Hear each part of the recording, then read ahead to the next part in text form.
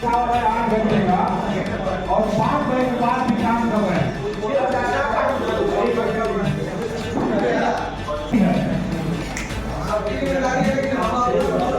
नहीं, जिम्मेदारी सबकी है कांग्रेस। नमस्कार, हिंदुस्तान हेल्थ टाइम्स में आप सभी का स्वागत है। मैं रितेश पांडे और आज हम मुलाकात करेंगे यूपी एमएसआरए के प्रदेश सचिव आशुतोष त्रिपाठी से।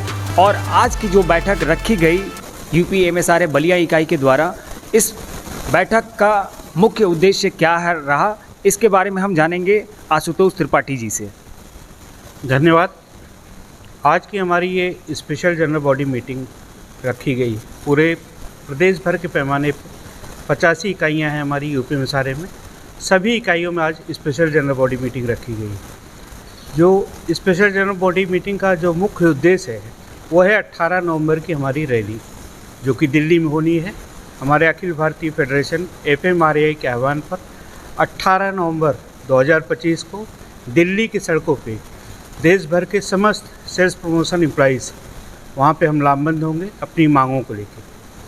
साथियों, हमारा ऑल इंडिया फेडरेशन FMRAI सिर्फ अपने मुद्दों तक ही सीमित नहीं रहता, जबकि हम जनहित की भी बातें करते हैं। जैसे अभी हाल ही में आपने देखा होगा, समाचारों में सुना होगा कि लगभग 33 दवाओं पे 0% GST की गई और बाकी दवाओं पे भी GST 18-12% से 5% पे किया गया है। ये हमारे ऑर्गेनाइजेशन की बहुत पहले से ये डिमांड थी और सिंगल एकमात्र ऐसा फेडरेशन है जो कि सबसे पहले GST पर 0 GST हो मेडिसिन दवाओं पे। ये हमारा सबसे पहले डिमांड था और लगातार हम आंदोलनरत थे और उसी का एक नतीजा है कि आज सरकार बाध्य हुई कि 33 दवाओं पे 0% GST उनको करना पड़ा और बाकी दवाओं पे भी 18 और 12 से घटा के 5% किया। तो ये हमारे फेडरेशन की बहुत बड़ी जीत है, हमारे आंदोलन की बहुत बड़ी जीत है और हमारे संगठन की।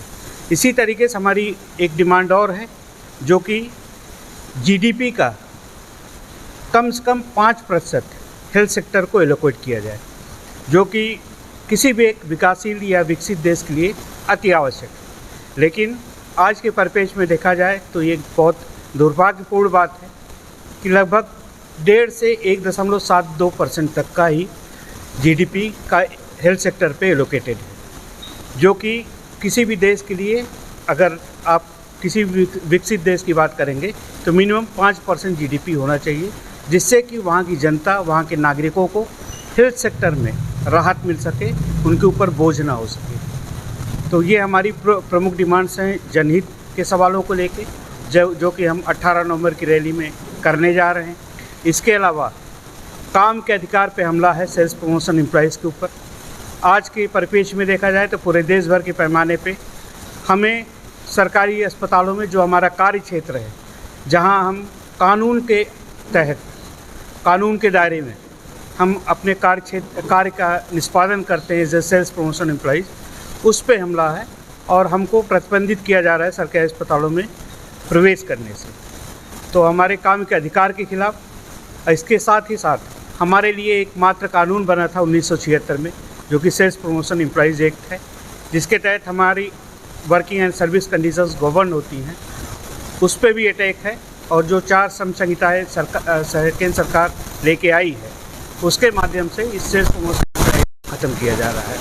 तो इन्हीं सारी डिमांड्स को लेके, और भी हमारी टोटल 12 सूत्री डिमांड है, इन्हीं डिमांड्स को लेके हम दिल्ली की सड़कों पर 18 नवंबर के पूरे देश भर के पैमाने पर सेल्स प्रमोशन एम्प्लॉइज़ वहाँ पे लामबंद होंगे और अपनी मांगों के समर्थन में, और पूरा प्रयास रहेगा कि हमारी जीत हासिल हो।